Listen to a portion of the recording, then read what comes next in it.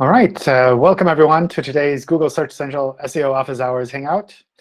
My name is John Mueller. I'm a search advocate on the search relations team here at Google in Switzerland. And part of what we do are these office hour sessions where people can jump in and ask their questions around their website and web search.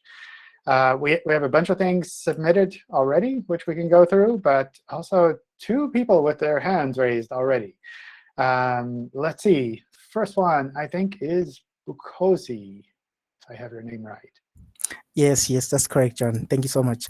All right, John, I came here like I think it was a week ago, and I was talking about Google not being able to show me how many pages are mobile friendly. And by the way, I got that fixed. And okay, so today my question is about average position in the Google Search Console. So a few days ago, I realized that I've got over 60 keywords that are showing that I'm on position 1. I still don't understand how that works, because some of the keywords, when I'm checking on the search results, I don't appear first. I've seen some of them are coming from the Google Business Profile, but some of them they're not really appearing. I really want to understand when it says that the average position is 1. What does it really mean? Does it sometimes say I'm on position 1 and it takes time to appear, or how does it really work? So the average top position is based on what was actually shown to users. So it's not a theoretical ranking where you would appear at number 1 if you did it right kind of thing. It's really, we showed it to users, and it was ranking at number 1 at that time. And sometimes it's tricky to reproduce that, which I think kind of makes it a little bit hard, in that sometimes it's for users in a specific location, or they search in a specific way, maybe just on mobile or just on desktop. And sometimes it's something perhaps in an image 1 box or knowledge graph, or kind of the local business entry that you mentioned. All of those things are also places where there could be a link to your website. And if you see something kind of like listed as ranking number 1, usually what I would recommend doing is trying to narrow that down into what exactly was searched. So by using the different filters in Search Console, figure out which country that was in, or what type of query was it. Was it on mobile or on desktop? And see if you can try to reproduce it that way. Another thing that I sometimes do is look at the graph over time. So specifically for a query where where it says average position ranking number 1, but the total impressions or the total clicks don't seem to make much sense, in that you think maybe a lot of people are searching, but like you should kind of expect to see a lot of traffic or a lot of impressions at least.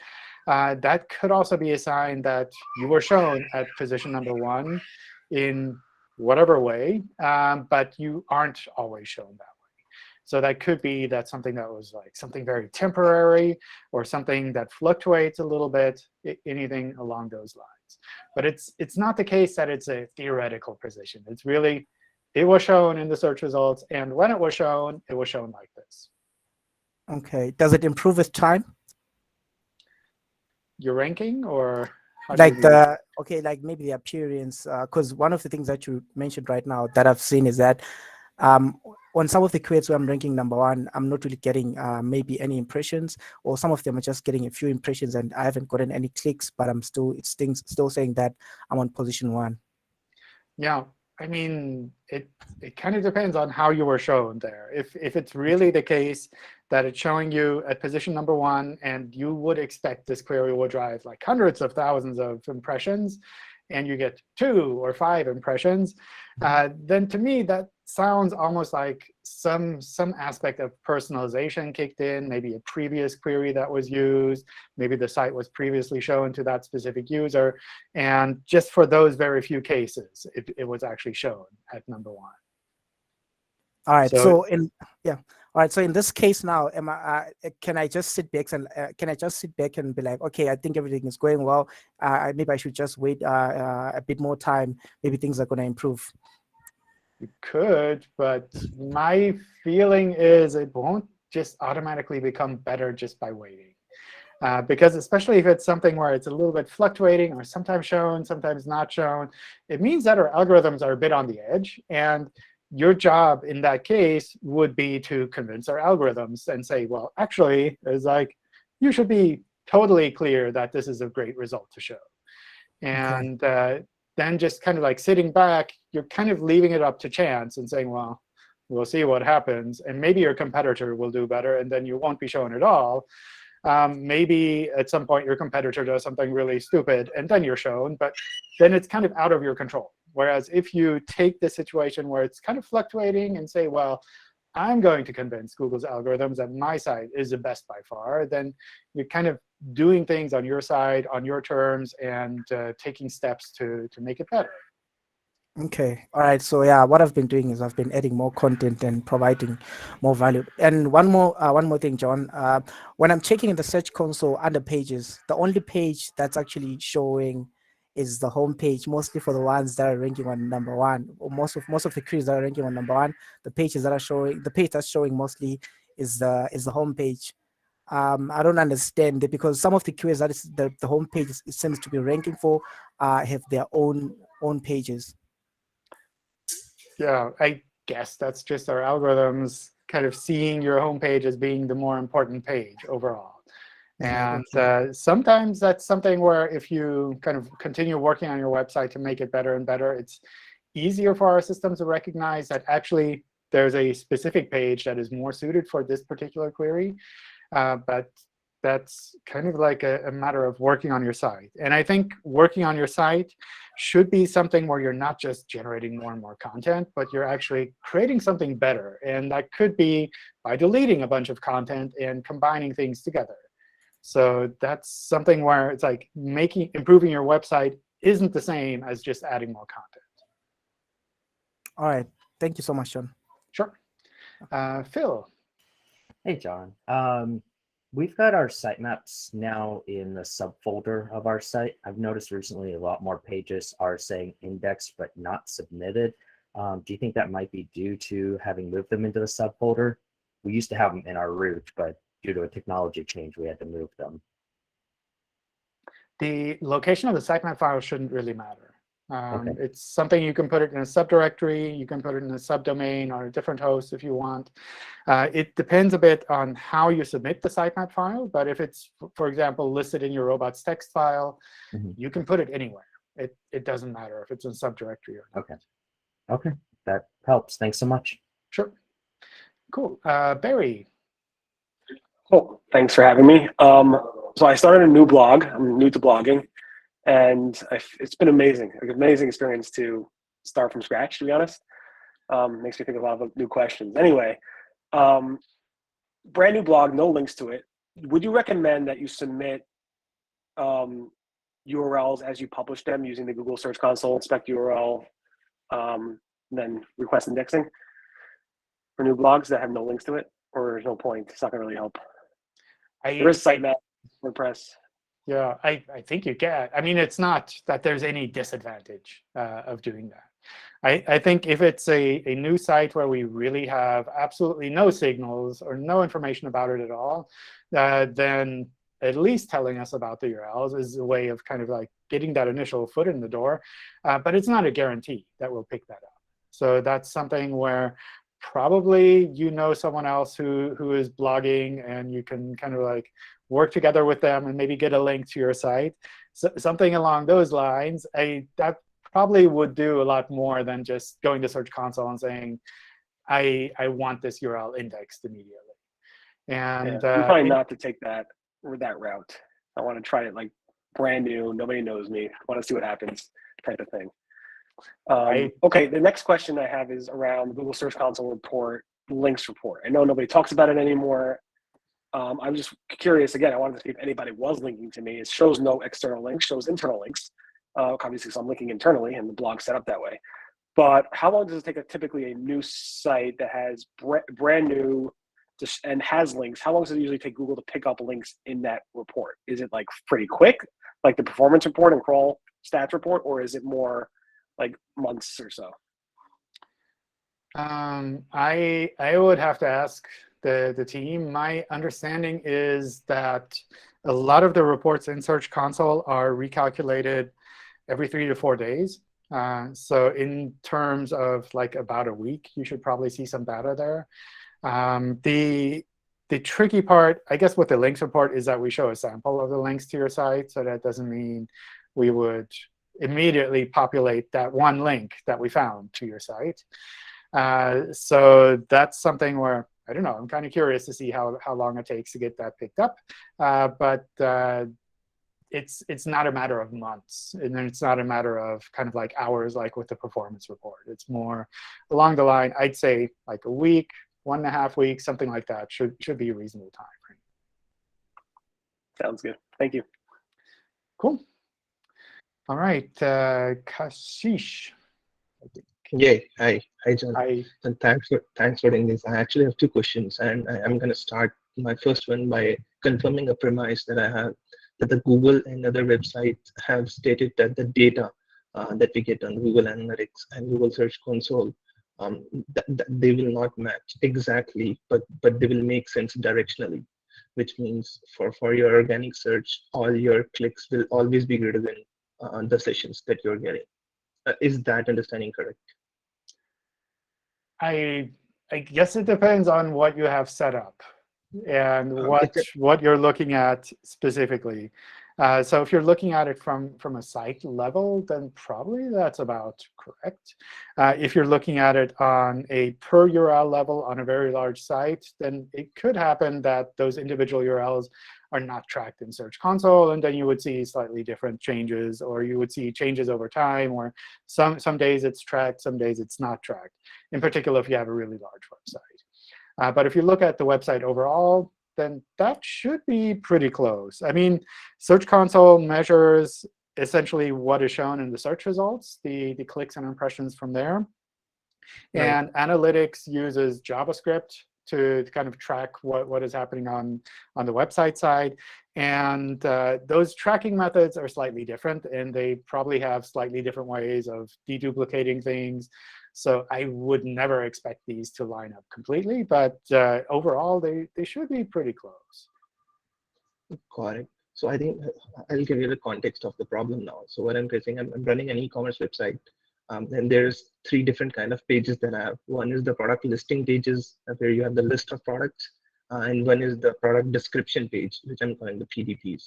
So when I'm looking at the organic data, the organic sessions that I'm getting, so for the sessions that I get on a product listing page matches directionally with the data that I'm getting on the Google Search Console for the PLPs.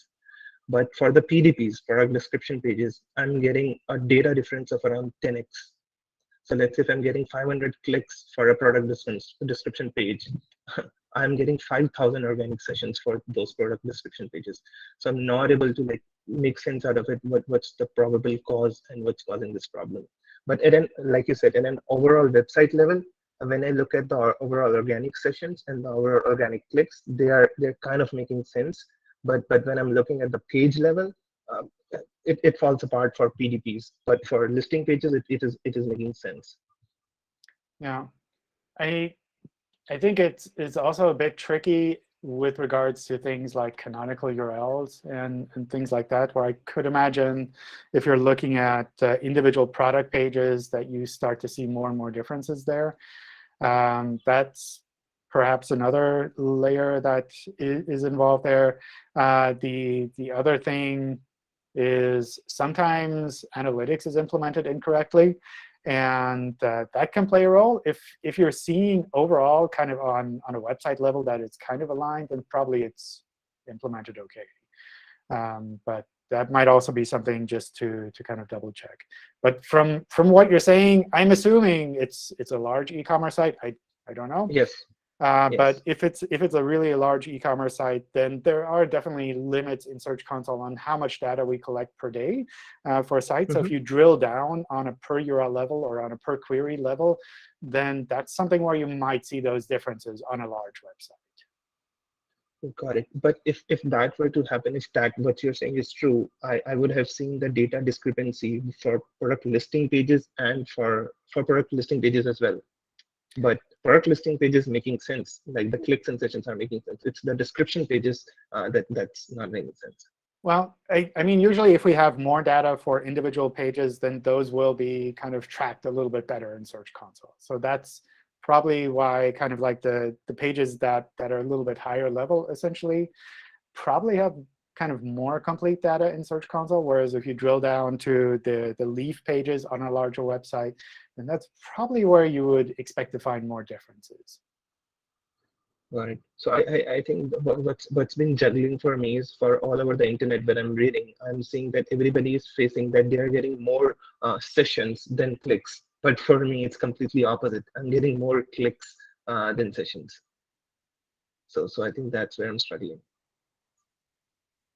In analytics, or how do you mean? Yes. So yes, for my sessions in analytics are more than the clicks that I'm getting on Search Console. Yeah. In a traditional problem would be your clicks are more than your sessions, right? Not necessarily. Necessarily. Yeah.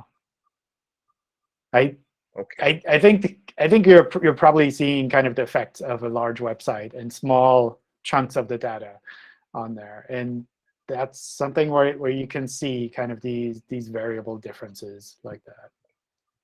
Got it. My second question is there a way to check the real-time data on Google Search Console? No. Doesn't. In the performance report is as close as it gets, and I think it goes up to 6 or 9 hours, something like that, but it's not real time.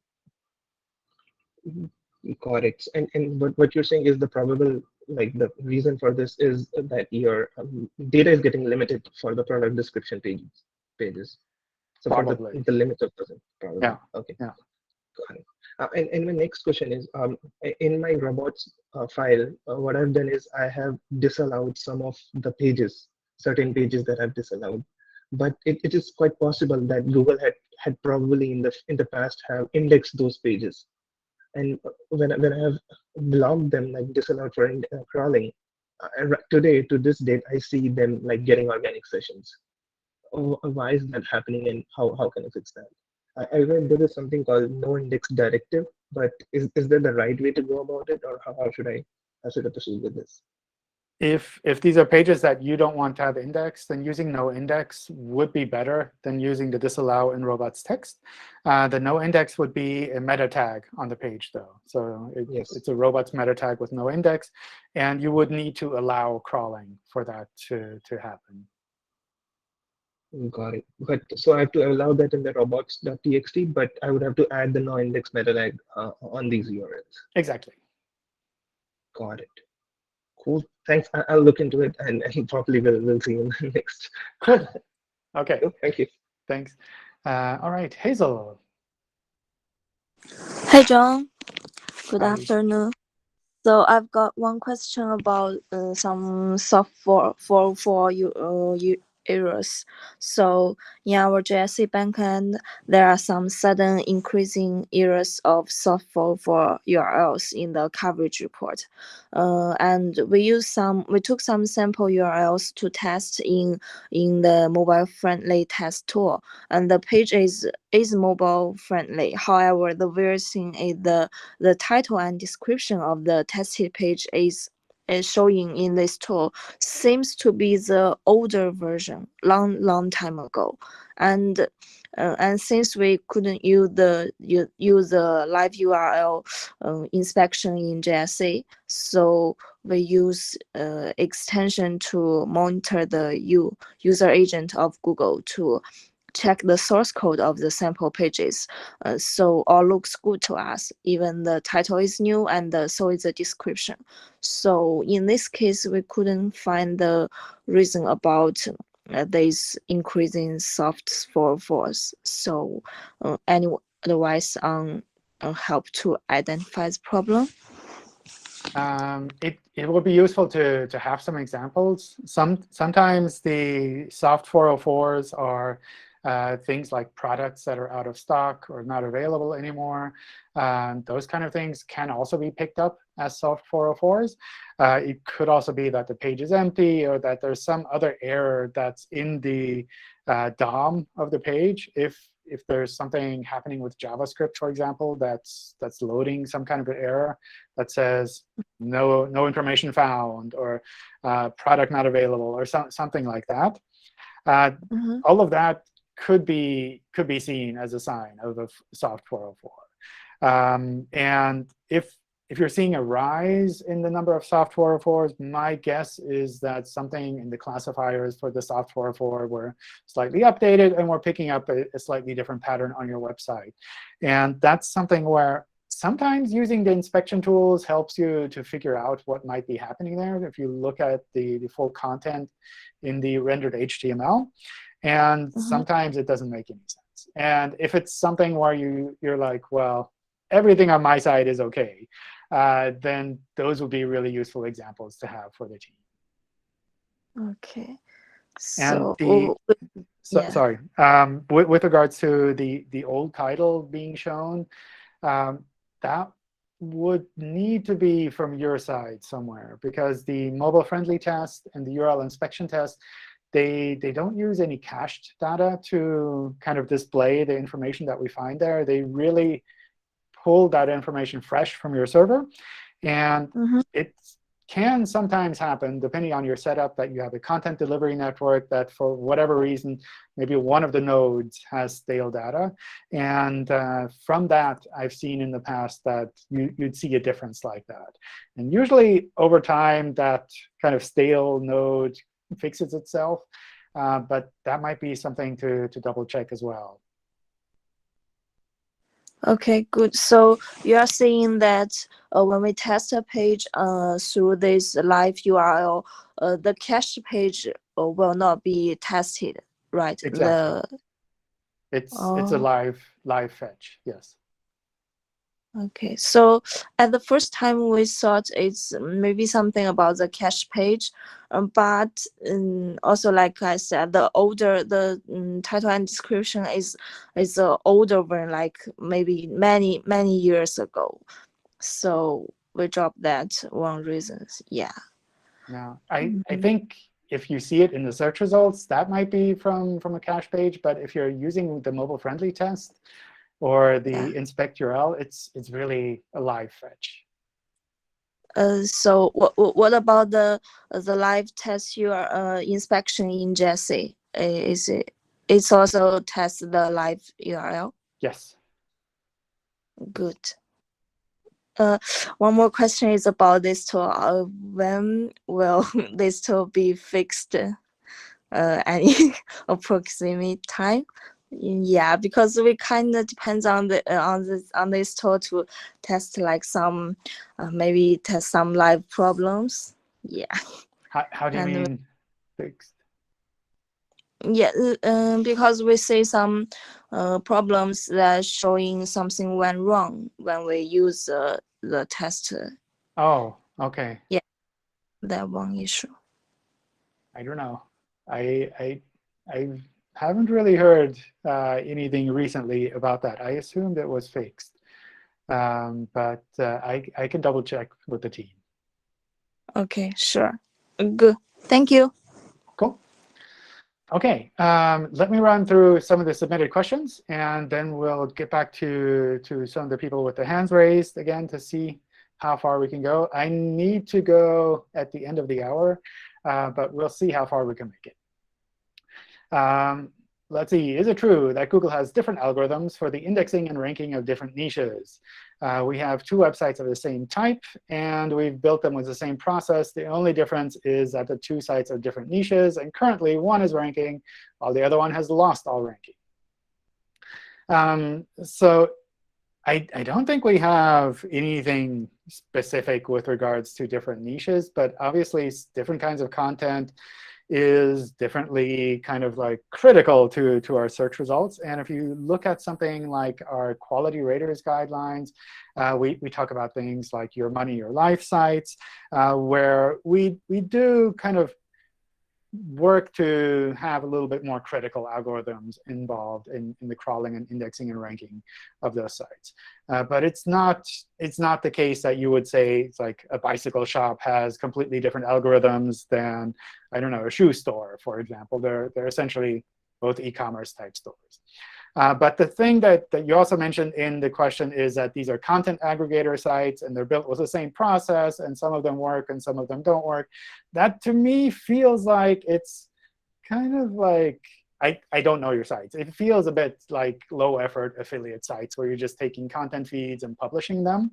And that's the kind of thing where our algorithms tend not to be kind of so invested in to make sure that we can crawl and index all of that content, because essentially it's the same content that we've already seen elsewhere on the web. So from that point of view, if you think that might apply to your site, I would recommend focusing on making fewer sites and making them significantly better, so that it's not just aggregating content from other sources, but actually that you're providing something unique and valuable, in the sense that if we were to not index your website properly, then the people on the internet would really miss a resource that provides them with value. Whereas if it's really the case that, like, if we didn't index your website, then people would just go to one of the other affiliate aggregator sites, then there's no real reason for us to kind of focus and invest on crawling and indexing the site. So that's something where, again, I don't know your websites, but that's something that I would look into a little bit more, rather than just, oh, Google doesn't like bicycle stores, they like shoe stores instead. Two related questions. What counts as a click for an FAQ-rich snippet? Does Google ever add links to FAQ answers, even if there isn't one included in the text? You linked to the Help Center article on that, which I think is pretty much the definitive source on kind of the clicks and impressions and position counting in Search Console. In general, we count it as a click if it's really a link to your website and someone clicked on it. And with regards to the rich results, I can't say for sure that we would never add a link to a rich result that we show in the search results. Sometimes I could imagine that we do. But it's not the case that we would say, oh, there's a rich result on this page, therefore we'll count it as a click, even though nobody clicked on it. It's really like, if there's a link there and people click on it and go to your website, that's what we would count. And similarly for impressions, we would count it as an impression if one of those links to your sites were visible in the search results. And it doesn't matter like where it was visible on the page, if it's on the top or the bottom of the search results page. If it's theoretically visible to someone on that search results page, we'll count it as an impression. What's the best practice to create sitemap files for multi-language websites? Right now, we're using subfolder to differentiate the languages. And for the sitemap component itself, on URL values, should we use the XHTML link rel alternate hreflang with every available language version of the URL? So using subfolders for sitemap files is perfectly fine. As I mentioned before, it's a reasonable approach to doing it. We don't really care where your sitemap file is located, as long as it's kind of in a valid location. And a valid location is something either that you're referring to yourself within kind of the setup of your website. So with the robots text file, for example, you point us at a URL somewhere.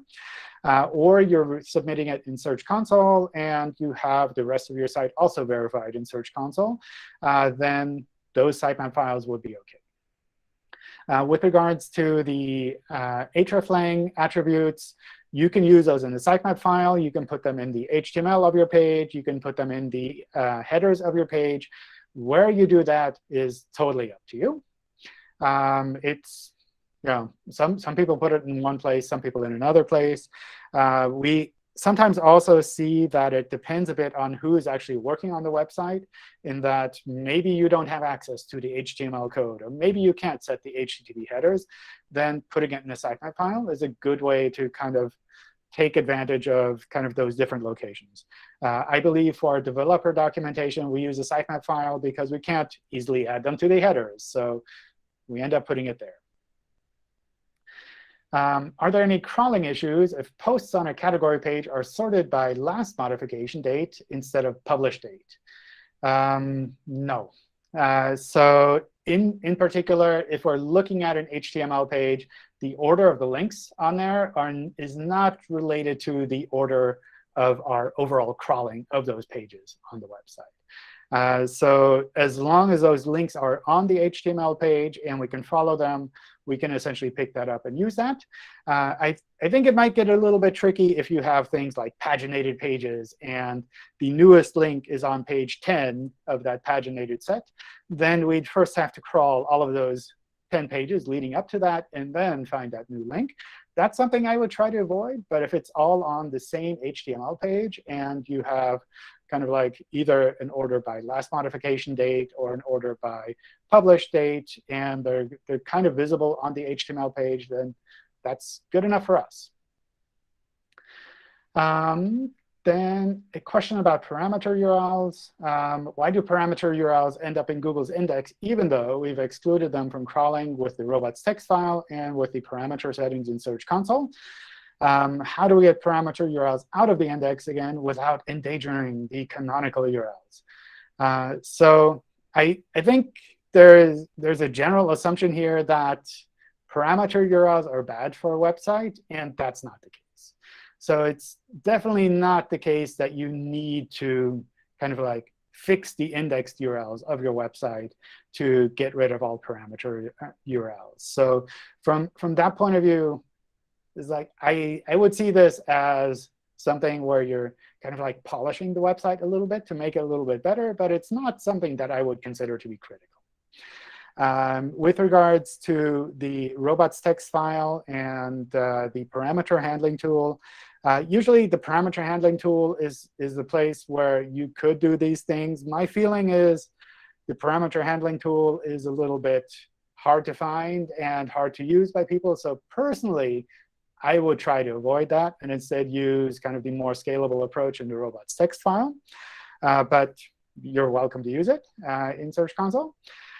With the robots text file, you essentially prevent crawling of those URLs. You don't prevent indexing of those URLs. And that means that if you do something like a site query for those specific URLs, it's very likely that you'll still find those URLs in the index, even without the content itself being indexed. And I took a look at the forum thread that you started there, which is great. But there you also do kind of this fancy site query where you pull out these specific parameter URLs. And that's something where if you're looking at URLs that you're blocking by robots text, then I feel that is a little bit misleading because you can find them if you look for them. But it doesn't mean that they cause any problems, and it doesn't mean that there's any kind of issue that a normal user would see in the search results.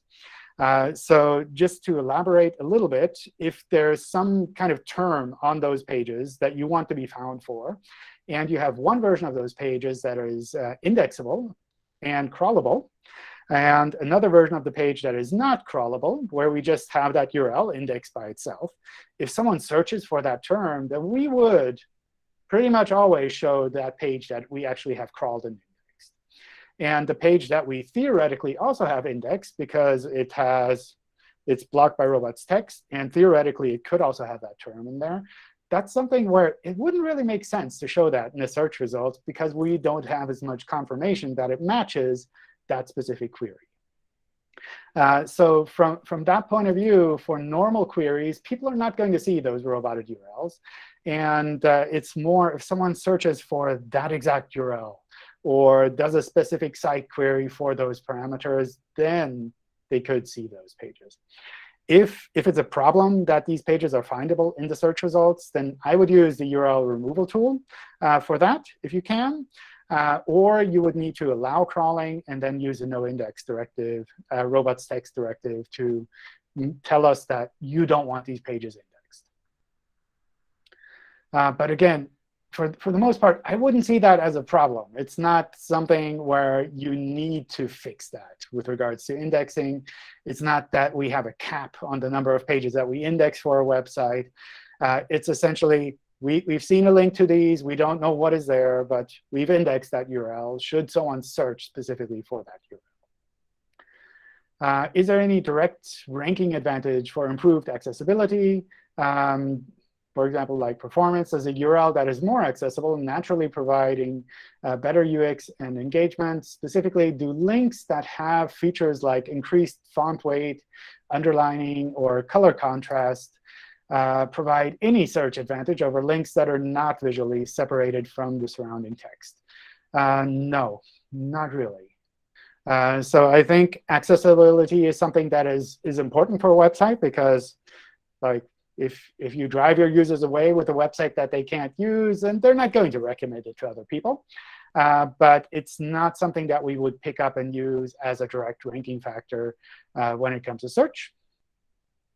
And maybe that will change over time. That's something where I could imagine the work that we've done around Core Web Vitals and the page experience ranking factor, where it could be that at one point we can quantify accessibility a little bit more. And maybe at that point we can use that when it comes to ranking. But that's something where, at least at the moment, we don't have any specific plans in that direction.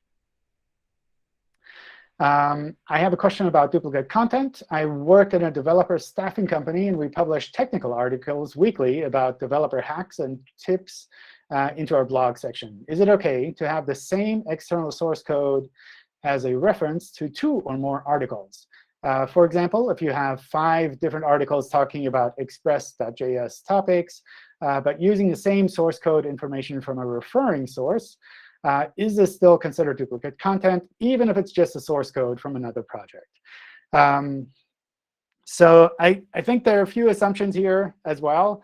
On the one hand, that duplicate content is a problem that you need to fix, which is usually not the case. And the other is kind of like, if there's a part of a page that is considered duplicate content, is that a bad thing?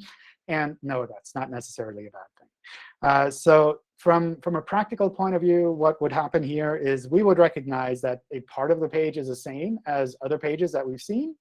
And if someone were to search for a line of text or a piece of text specifically to that shared section, then we would try to pick one of those pages to show in the search results. Whereas if someone is searching for something that is relevant to the text around that, then we would try to find the best matching page appropriately from there. So from that point of view, if you're sharing the same code snippet, probably people aren't going to be searching for that code snippet itself, but rather they're searching for the information around that code snippet. I don't know, how to do something special in JavaScript, and then they find that page. And as an example, they have that code snippet there, but they don't search for that code snippet itself. And from that point of view, that's perfectly fine. It's OK to have kind of shared elements on a page talking about the same thing. Let's say my product page is ranking for a transactional keyword. Would it affect its ranking if the product is out of stock? I guess the other question is kind of unrelated. Let's see. Out of stock, it's possible. Let's kind of simplified like that. I think there are multiple things that come into play when it comes to product themselves, in that they can be shown as a normal search result. They can also be shown kind of as an organic shopping result as well. And if something is out of stock, I believe the organic shopping result might not be shown. Not 100% sure. And when it comes to the normal search results, it can happen that when we see that something is out of stock, we will assume it's more like a soft 404 error, where we will drop that URL from the search results as well. So theoretically, it could affect essentially the visibility in search if something goes out of stock. It doesn't have to be the case. In particular, if you have a lot of information about that product anyway on those pages, then that page can still be quite relevant for people who are searching for a specific product. So it's not necessarily that like something goes out of stock and that page disappears from search. The other thing is also important to note here is that even if one product goes out of stock, the rest of the site's rankings are not affected by that. So even if we were to drop that one specific product because we think it's more like a soft 404 page, then people searching for other products on the site, we would still show those normally. It's not that there would be any kind of a negative effect that kind of swaps over into the other parts of the site. The other question is, could my rankings be influenced by a banner popping up on my page? And yes, they could be as well. there are multiple things that kind of come into play with regards to banners. On the one hand, we have within the page experience report, we have that aspect of intrusive interstitials. And if this banner comes across as an intrusive interstitial, then that could negatively affect the site there. The other thing is that often with banners, you have side effects on the cumulative layout shift, like how the page renders when it's loaded, or with regards to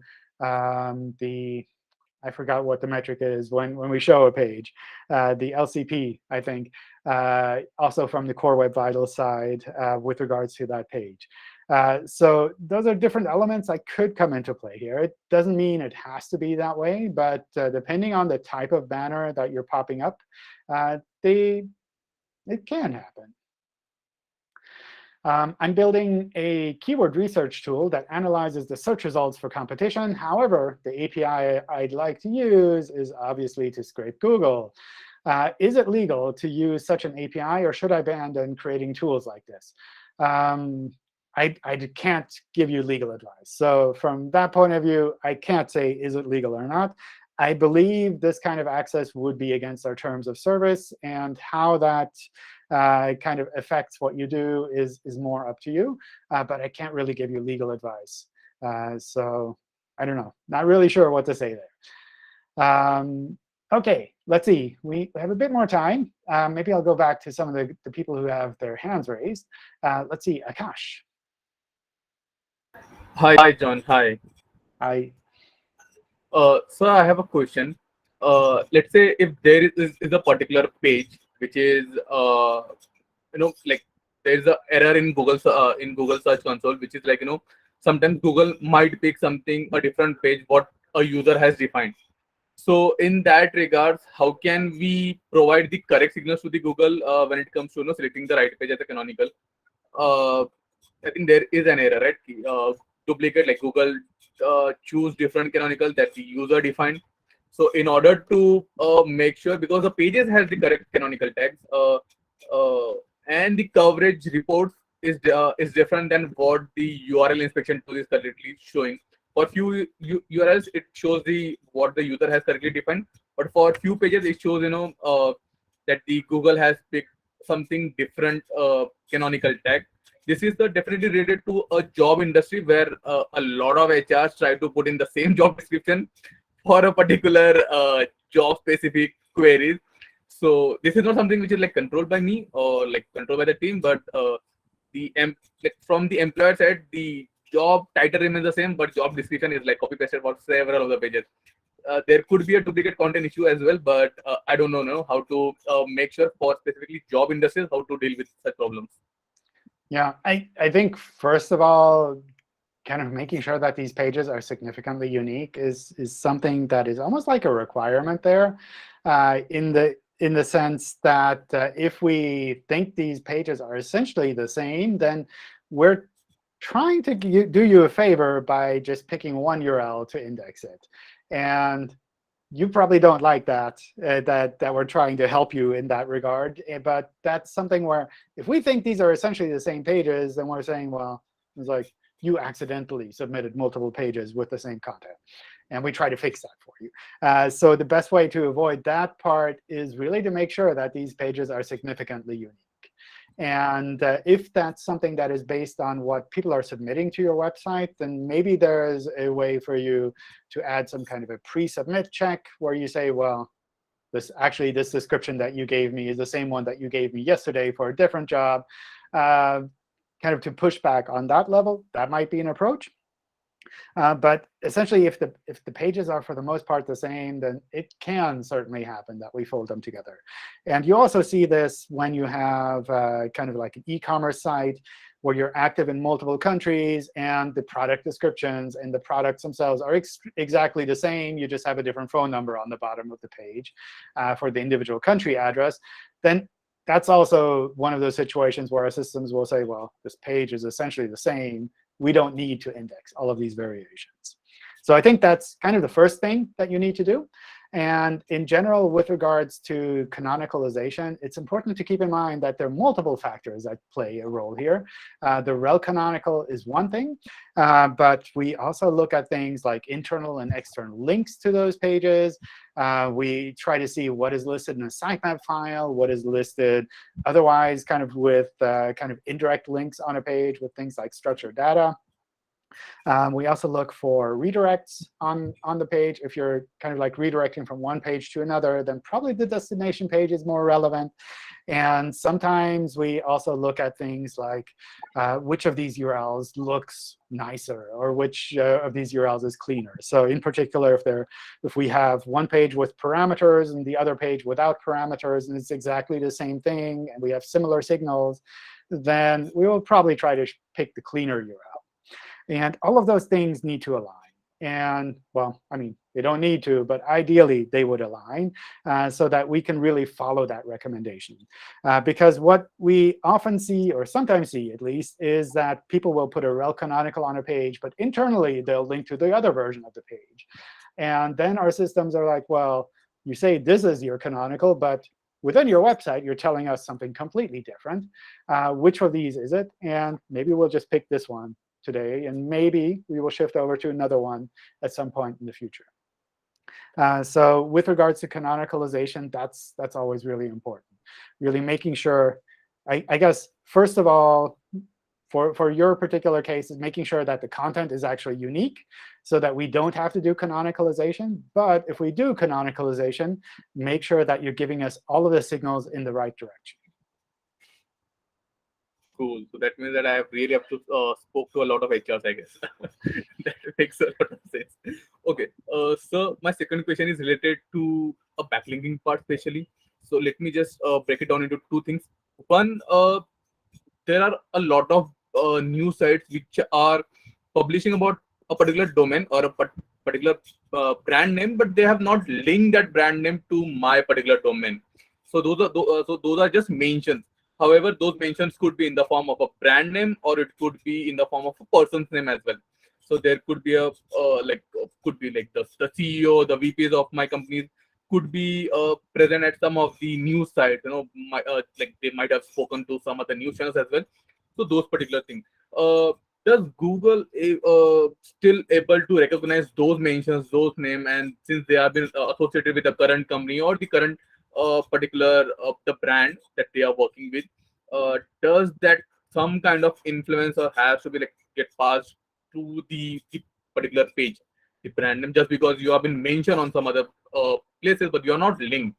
So that particular kind of entity, and if a news site has written multiple articles on us, on my particular brand or domain name, let's say 3 to 4 articles on a particular topic, sort of which few pages have been indexed or few are not indexed. So if the page is not indexed and they have been still linked to us, so are they still count from the backlink perspective, from the signal point of view, like these have been referred to you? I mean, first of all, if there's no link to your pages, then it's not really a link there. So it's not something that we would see kind of like, oh, it's like a half link worth of mention or something like that. It's essentially there's no link. So there's no signal passing like there would be with any normal link there. So that's, I think, kind of the first thing to keep in mind. That doesn't mean that kind of these mentions are bad or that you need to avoid them or anything like that. It's really just like we don't treat these as links, and like that's about it. And it's something where maybe users will pick that mention and they will search for your site and they go to your site anyway, but it's not a link to your site. So from that point of view, it's very different. I wouldn't put them into the same category. How about you have been linked from some pages, but those pages are not been indexed? So OK. Google might able to discover on some other platform, some other CMS. But they might not index due to, again, two favorite issues like crawled currently not indexed and Discord currently not indexed. But those mentions or the link has been already present on those particular things. So is it still counted just because the page is not indexed, and so those links won't be counted? Or even if the page is not indexed, but if there's a link, those things can be counted as well? Usually that wouldn't count, because for a link, in our systems, at least, we always need a source and a destination. And both of those sides need to be canonical indexed URLs. And if we don't have any source at all in our systems, then essentially that link disappears because we don't know what to do with it. So that means if the source page is completely dropped out of our search results, then we don't really have any link that we can use there. Obviously, of course, if another page were to copy that original source and also show that link, and then we go off and index that other page, then that would be like a link from that other page to your site. But that original link, if that original page is no longer indexed, then that would not count as a normal link. I have a follow-up on this. Can I? Or is it still OK? Or maybe I'll take Matthew, Yeah, because sure. I'm running out of time. And next time, I should have a bit more time to go through more questions. Sorry. My question is on the harvesting of images for the recipe gallery, because we've finally identified something which I think has affected some other bloggers, and it's really badly affected us, which is that if you have lots of recipes indexed in the recipe gallery, and you change the format of your images, as the metadata is refreshed, you might have 50,000 of the recipes get new metadata, but there is a deferral process for actually getting the new images. And it could be months before those new images have been picked up. And while they're being harvested, you don't see anything. But when you do a test on Google Search Console, it does it in real time and says, yeah, everything's great because the image is there. So there's no warning about that. But what it means is you better not make any changes or tweaks to slightly improve the formatting of your image URL, because if you do, you disappear. Probably what is happening there is the general crawling and indexing of images, which is a lot slower than normal web pages.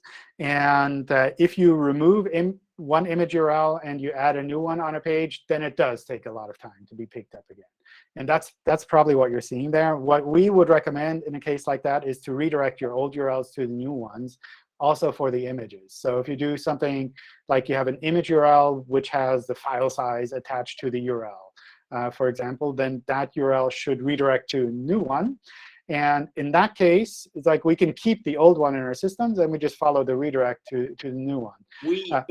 To do that, I guess we have to still send the old one in the metadata, because if we send fresh metadata, I believe you delete the old one, because our old image URLs still work. It's just because we've shipped you the new metadata that you're no longer going there. So I think we have to start sending you the old URLs as well.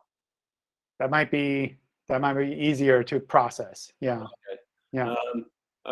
Okay, but it's just, yeah, what the key thing is, there's nothing on the thing with the previewing and things which says, by the way, this won't happen in the real world. Or, I mean, it sort of vaguely gives that caveat. But the fact that images can take so long to be picked up, and I guess you don't see it on the with Google with the web page. These pages still show an image in the web page because you still know, oh, this image goes with this web page. But it's only the recipe metadata where it's the other way around, where it's looking for a particular image. Because otherwise, it just says we have an image which came from this web page. So a regular Google search result will just show any old image it knows came from that web page. Yeah, yeah. I mean, that's kind of the way that image search in general works in general. Yeah, but maybe we should have some kind of a better warning to catch those kind of issues. If we had a sitemap specifically for images, will that be of any help in sort of speeding up the harvesting of images? I don't think so. I think it could help us to understand which ones we need to pick up, but we have to recrawl the web page anyway, and the image would only drop out if we have recrawled the web page with a new image URL attached to it. So I don't think it would speed that up. It would be more useful if you're documenting the stable state, then that sitemap file with the image URLs would help. Yeah. But if you're making a change by changing all the image URLs, I don't think the sitemap file would change anything there. And the kind of crawl budget, essentially, there's some algorithms going on deciding how many robots to send where, and you just have to live with however many it sends you. Yeah, I mean, what you can do is make sure that your site is really fast in that regard. And that's something in the crawl stats report, you should be able to see some of that, where you see the average response time. And I've seen sites that have around 50 milliseconds and other sites that have like 600, 700 milliseconds. And obviously, if it's faster, it's easier for us to request a lot of URLs, because otherwise, like, we just get bogged down because we send, I don't know, 50 Googlebots to your site at one time, and we're kind of waiting for responses before we can move forward. All right. So improving performance is, yeah, probably helpful. Yeah. Thanks. Cool. OK. I need to jump. I realize there's still people with your hands raised here. So sorry, but maybe we can catch up in one of the next Hangouts where I have a bit more time as well. It's been great having you all here. Thanks for all of the questions that you submitted and the feedback, like with the images here. Super useful. I wish you all a great weekend, and hopefully see you all again in one of the future episodes. Bye, everyone. Bye, John. Thanks, John. Thank you so much.